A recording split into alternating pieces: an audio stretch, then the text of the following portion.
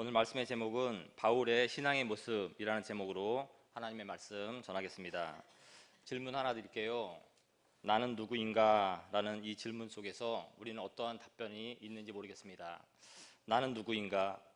평소에는 사는데 바빠서 이런 근본적인 질문은 거의 하지 않고 살아가는 것이 우리의 모습인데, 성경은 언제나 우리에게 말하기를 근본적인 질문을 성경은 말하고 있습니다. 나는 누구인가? 사람에게 있어서 참 중요한 질문이고, 우리는 이 질문에 반드시 정확한 답을 가지고 살아가는 것이 의미 있는 인생일 것입니다. 누가 우리에게 당신은 누구입니까? 아니면 당신은 어떤 사람입니까? 라고 우리에게 질문을 한다면 우린 보통 뭐라고 대답합니까? 보통은 예, 저는 누구누구의 할머니입니다. 누구누구의 할아버지입니다. 예, 저는 군청에서 일하고 있는 사람입니다. 예, 저는 조그맣게 사과 농사를 짓고 있습니다. 라고 자기가 생각하는 대로 자기의 모습을 소개할 겁니다.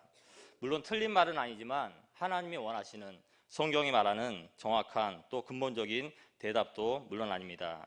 그러면 나는 누구인가? 라는 이런 근본적인 질문에 성경이 원하시는, 하나님이 원하시는 성경적인 대답은 무엇입니까? 여러 가지로 표현할 수 있겠지만 한마디로 나는 그리스도 예수의 피로 구원받은 하나님의 자녀입니다. 이것이 우리의 소개입니다. 이것이 하나님이 원하시는 대답이고, 이것이 나 자신이 누구인지를 아는 성경적인 자기인식, 성경적인 자기 정체성이라고 할 수가 있는 겁니다. 내가 누구인지 아는 게 뭐 이렇게 중요합니까? 밥 벌어먹고 살기도 바쁜데 그런 거 언제 생각합니까? 라고 생각할지 모르겠지만, 내가 누구인지 아는 것이 왜 중요한가? 사람은 결국 자기가 아는 대로, 자기가 생각하는 대로 살아가기 마련입니다. 우리가 신앙생활을 열심히 하고 하나님의 말씀도 열심히 듣지만 결국 교회 밖에서는 내 생각대로 살아갑니다. 거의 대부분이요. 그래서 우리가 원하는 것이, 또 신앙생활이 뭡니까? 그동안 내가 살아왔던 경험 속에서, 그동안 내가 들어왔던 내 머릿속에 있는 지식들, 그 속에 하나님의 말씀이 얼마나 많이 들어가 있어서 어떤 일이 있을 때 내가 그 일을 하나님의 방법대로 처리하느냐, 아니면 그동안 내가 살아왔던 경험, 내가 생각해왔던, 내가 그동안 문제를 해결했던 그 방식대로 해결하느냐, 이것이 어디서 갈림길이 생깁니까? 내 머릿속에 내가 살아왔던 내 생각이 아직도 꽉 차 있는지, 아니면 하나님의 말씀이 계속해서 내 머리와 가슴속에 들어와서 하나님의 말씀이 많이 들어있는지, 그거에 따라서 우리가 일 처리하는 방식이 틀린 겁니다. 따라서 나는 누구인가? 라는 이 질문에 정확한 답변을 드릴 때, 나는 하나님의 자녀입니다 라고 먼저 말할 수 있는 사람, 그 사람은 어떤 일을 할 때 내가 군청에 다니는 사람보다, 내가 할머니라는 입장보다 하나님의 자녀라는 입장에서 먼저 그 일을 하게 되니, 이것이 우리 삶에 있어서 중요한 것입니다. 오늘 본문에 나오는 바울, 이 바울은 어떤 사람일까요? 한마디로 바울은 자기가 어떤 사람인지 정확하게 알고 살아갔던 그런 사람입니다. 하지만 바깥에서 보았던 바울은 어떤 사람입니까? 바울을 쉽게 우리말로 표현한다 그러면 바울은 서울대 법학과 정치학과 출신의 천재였습니다. 또 미국의 시민권자라고 할 수 있을까요? 한국뿐만 아니라 세계 어디서든지 다 통용될 수 있는 그런 시민권을 갖고 있었던 사람, 그때 당시에 최고의 엘리트 코스를 밟았던 그 사람이 바로 바울입니다. 우리가 알고 있는 그 바울입니다. 그런데 바울이 자기 명함 하나 팔 때 자기의 그 스펙을 그 명함 속에 하나도 집어넣지 않고 바울은 다른 이야기로 자기를 소개하고 있습니다. 바울이 자기의 명함 속에 소개했던 그 소개가 오늘 본문 1장 1절에 이렇게 기록되어 있습니다. 우리 1장 1절을 우리 함께 다시 한번 읽어볼까요? 시작. 예수 그리스도의 종 바울은 사도로 부르심을 받아 하나님의 복음을 위하여 택정함을 입었으니. 아멘. 바울이 지금 자기를 무엇으로 소개합니까? 저는 많이 배운 사람입니다. 저는 로마의 시민권자입니다. 그런 소개가 들어가 있는 것이 아니라 나는 예수 그리스도의 종입니다 라고 소개하는 것으로 바울은 만족하고, 그 모습 또 그 생각 그대로 일평생을 살았던 것이 바울입니다. 이것이 바울이 자기 자신을 어떻게 알았는지 바울의 자기 인식이고 바울의 자기 정체성입니다. 바울은 그 무엇보다 자기 자신을 철저하게 예수님의 종으로 생각하면서 살았기 때문에 일평생 하나님의 말씀을 벗어나지 않고 하나님의 위대한 자녀로서 하나님의 일을 감당하면서 살아갈 수가 있었던 것입니다. 하나님의 종입니다. 예수 그리스도의 종입니다. 이 생각이 바울의 머릿속에 꽉 차 있었기 때문에 그는 무슨 일을 하든지 언제나 예수 그리스도가 바울의 머릿속에서 손가발에서 먼저 나오는 모양을 갖고 있었던 겁니다. 안데르센 동화 잘 아시죠? 미운 오리 새끼. 너무 잘 알고 있는 내용입니다. 백조였죠. 그런데 오리들과 같이 어릴 때부터 컸습니다. 백조임에도 불구하고 자기가 오리인지 알고 오리처럼 살았습니다. 그러다가 어느 날 성장한 다음에 자신이 날개를 폈을 때 내가 오리가 아니구나, 백조구나 라고 깨닫게 되는 그 순간부터 그 백조는 오리를 떠나서 백조처럼 살아간다라는 것이 그 동화의 내용입니다. 우리도 마찬가지입니다. 우리가 지금까지는 내가 나를 어떻게 생각하고 내가 나를 어떻게 인식하며 살아왔을지라도 이제 이 순간부터는 나는 그 무엇보다 하나님의 종이다, 예수 그리스도의 종이다, 이것을 깨닫는 것이 우리에게는 시급히 중요한 일인 것을 우리가 알 수가 있습니다. 성경이 말하기를 존귀하지만 깨닫지 못하는 사람은 멸망하는 짐승 같도다 라고 말씀하시면서 우리가 하나님의 말씀을 깨닫는 것이 얼마나 중요한 일인지 다시 한번 말하고 있습니다. 우리는 오리가 아니라 백조라는 것을 믿으시기 바랍니다. 우리는 사탄의 자녀가 아니라 하나님의 자녀다라는 이 사실 정확하게 깨닫고 평생을 하나님의 자녀로 살아가시는 저와 여러분 되시기를 우리 주님의 이름으로 축복합니다. 다시 한 가지 질문입니다. 저와 여러분들은 누구입니까? 라고 질문했을 때 지금 누구라고 배웠습니까? 저는 예수 그리스도의 종입니다. 이렇게 바울도 고백했고 우리도 이제 그렇게 알았습니다.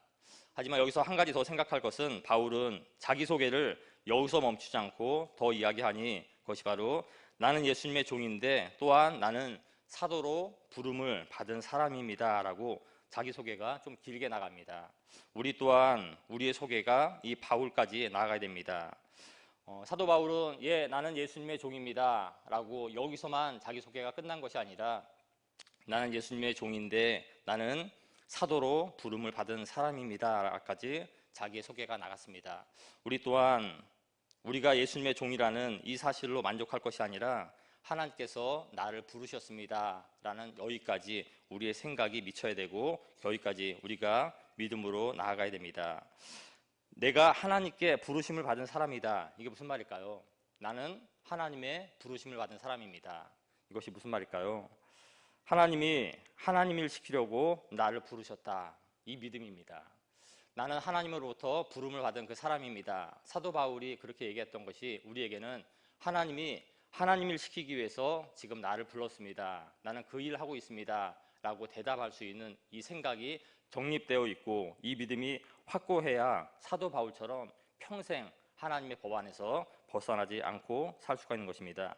그럼 우리가 한 가지 생각해야 될 것이 과연 하나님이 나에게 시키신 일이 뭔가?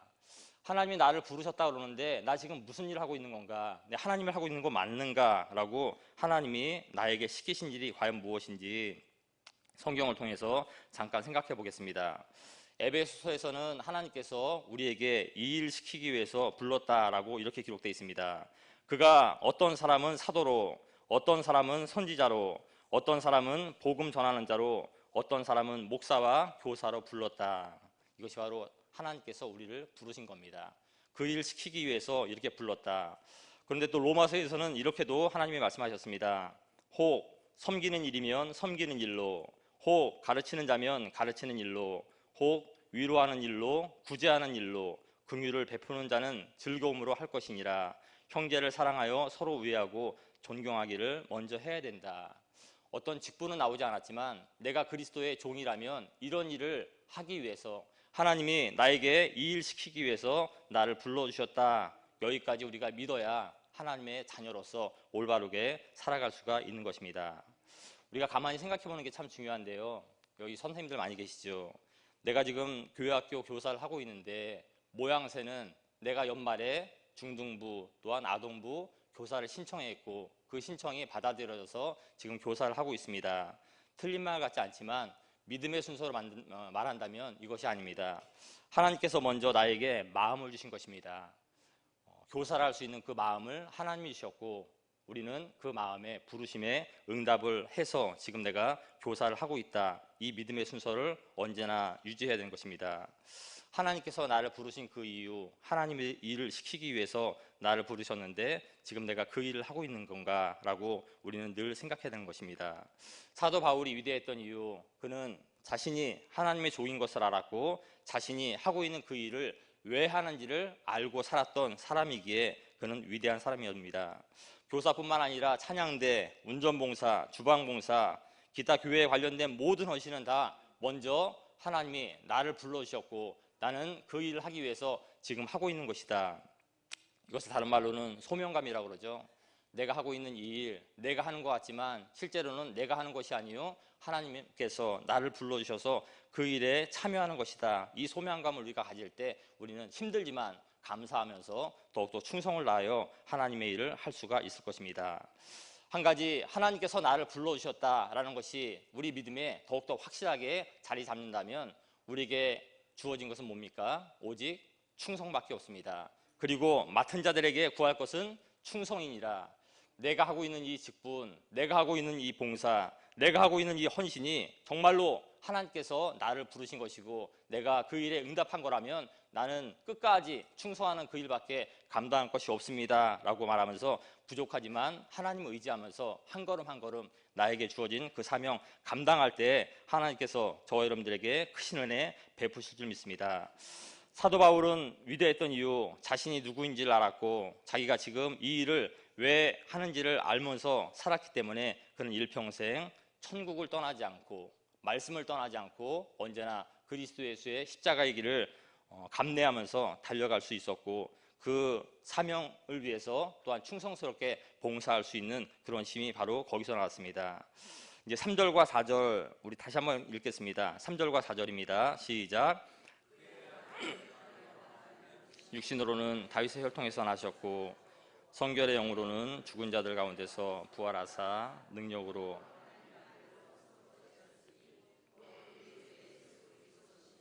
아멘.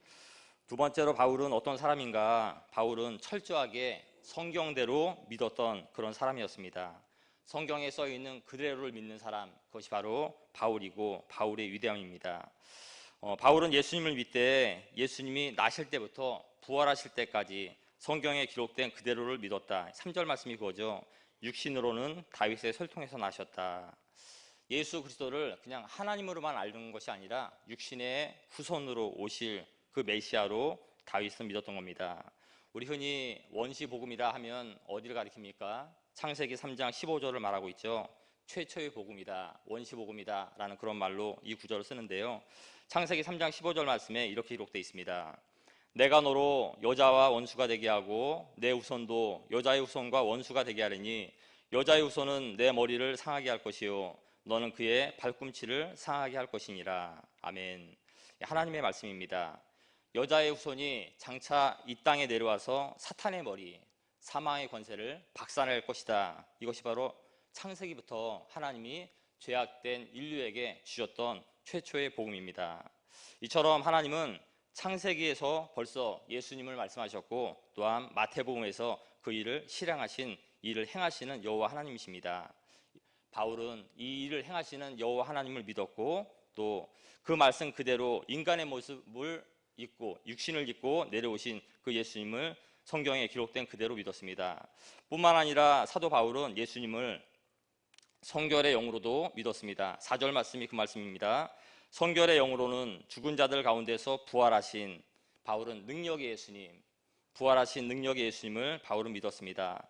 이처럼 바울은 성경에 기록된 그대로 예수님의 나심, 예수님의 죽으심, 예수님의 부활하심을 써있는 그대로 믿었던 성경대로 믿고 살았던 그런 사람입니다.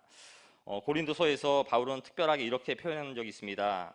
이는 성경대로 그리스도께서 우리 죄를 위하여 죽으시고 장사 지낸 바 되셨다가 성경대로 사흘 만에 다시 살아나셨다. 바울이 즐겨 쓰는 말은 성경대로입니다.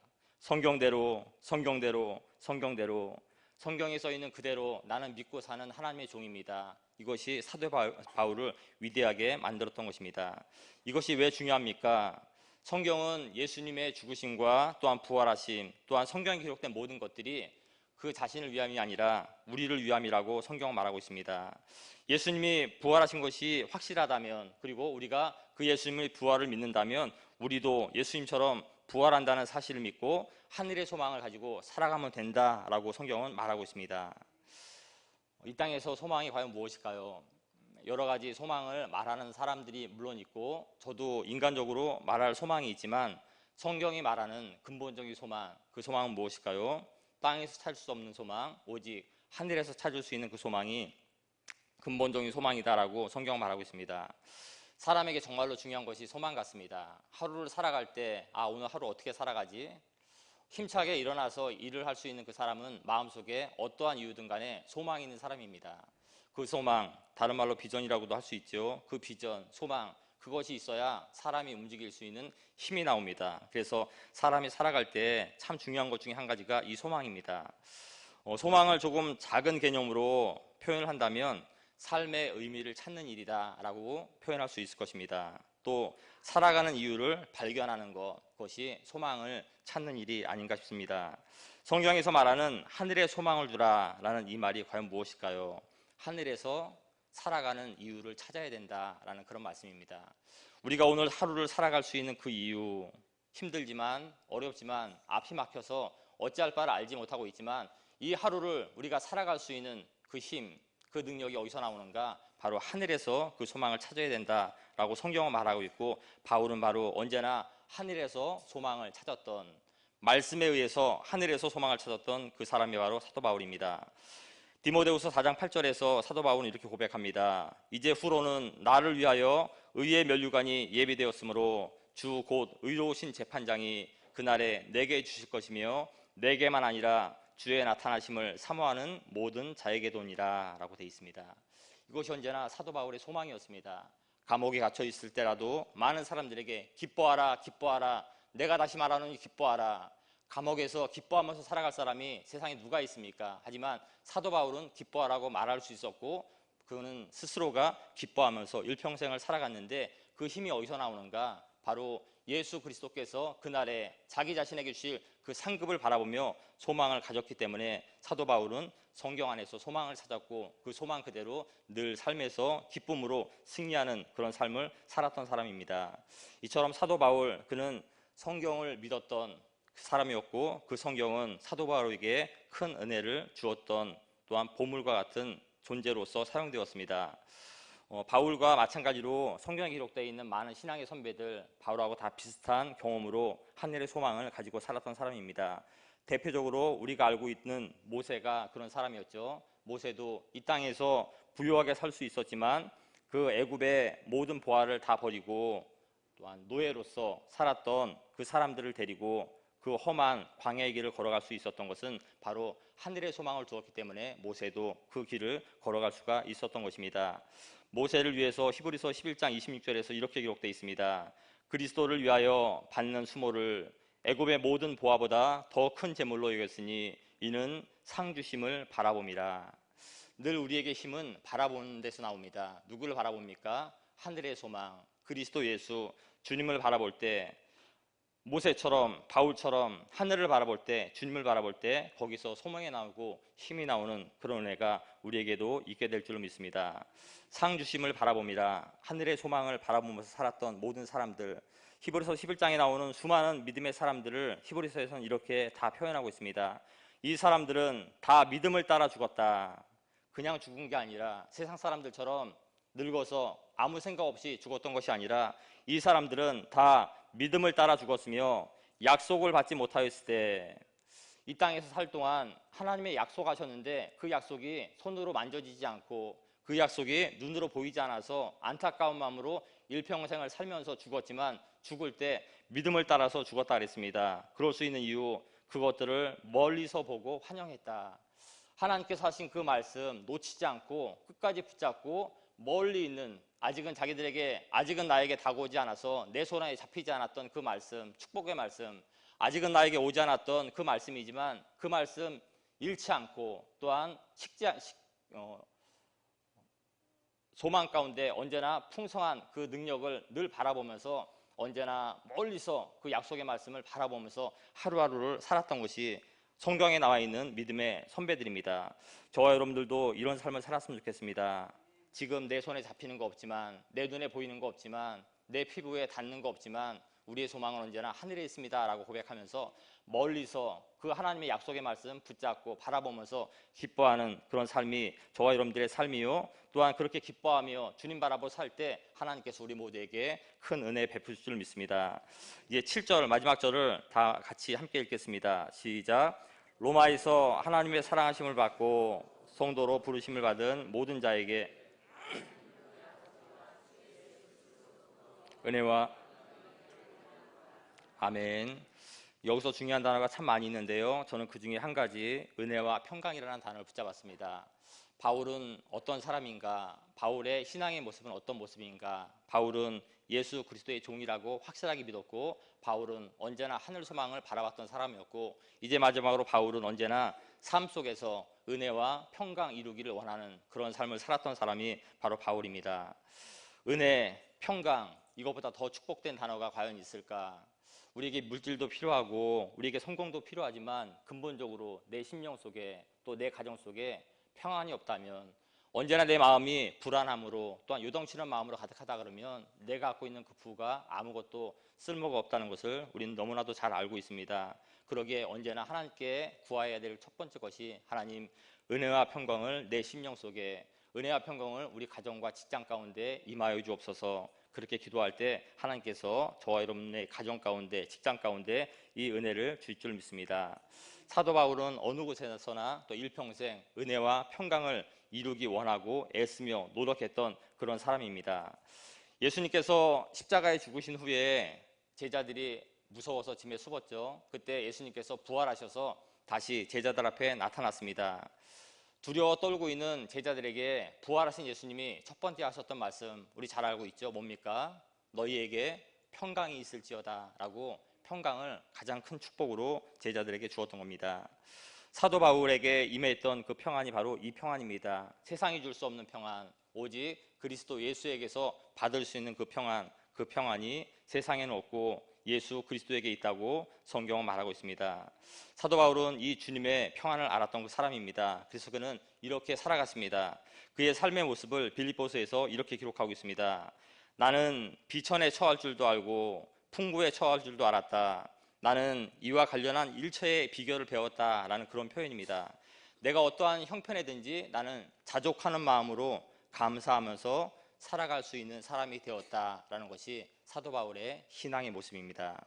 어떻게 사람이 이럴 수 있을까? 어려운 환경 속에서 어떻게 만족하면서 감사하면서 사도 바울처럼 살 수가 있을까라고 생각할 때 우리는 언제나 내 안에 있는 예수 그리스도를 믿는 그 믿음으로 더욱더 견고해져야 됩니다. 예수 안에 은혜가 있고 예수 안에 평강이 있습니다. 또한 한 가지, 우리 입장에서 은혜와 평강을 이루기 위해서 우리 입장에서 무엇을 해야 될까?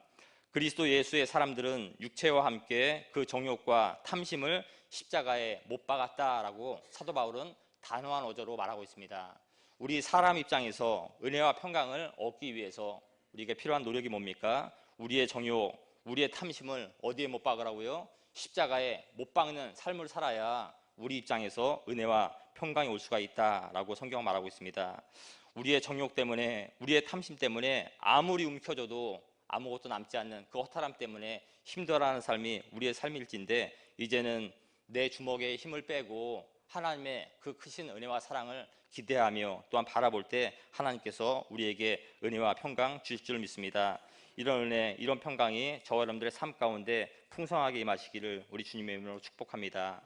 사도 바울의 신앙의 모습, 저와 여러분들의 모습에 대해서 이 한 주간도 나는 예수님의 종입니다. 나는 주님 나라밖에 없습니다. 나는 온전히 하나님의 진리의 말씀 가운데서 은혜와 평강 구하기를 원합니다. 라는 마음으로 살아갈 때 하나님께서 우리 모두에게 이런 은혜 주실 줄 믿습니다. 기도하겠습니다.